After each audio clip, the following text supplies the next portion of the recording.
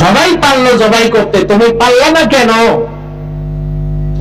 এবার সাদা সিধা লোকটা বলে, সামাই জগত আখি মে মেরি হ্যায়, যেদার বেটা হো উদার তুমি তুহি হার।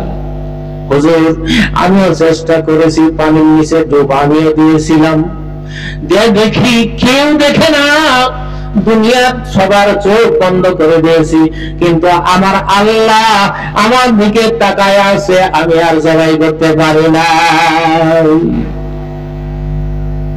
আর কি করছো? আমিও জঙ্গলে গিয়েছি, জঙ্গলে গিয়া নীরব নির্জন, কোন মানুষ নাই, কোন পশু পাখি কিচ্ছু নাই।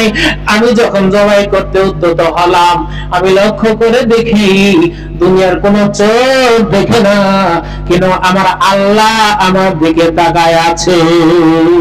সেখানেও পারি নাই, আমিও ঘরের দরজা বন্ধ করছি, আমিও এই কাজ আমিও করছি, কিন্তু পারি নাই। যখনই জবাই করতে যাই, লক্ষ্য করে দেখি আমার আল্লাহ আমার দিকে তাকায় আছে। সামায় জগতে আখি মে মেরি হয়, যেদার বেটা হো উদার তুহি হা। দুনিয়ার সব চোখ বন্ধ করা যায়, আল্লাহর চোখ বন্ধ করা যায় না। এই জন্য হুজুর আমি পারি না। সবাই স্তব্ধ হয়ে গেল। কথাটা ঠিক না ঠিক বলেন তো? কথাটা ঠিক না ঠিক? দুনিয়ার সবাইকে ফাঁকি দেওয়া যাবে, আল্লাহকে কি ফাঁকি দেওয়া যাবে?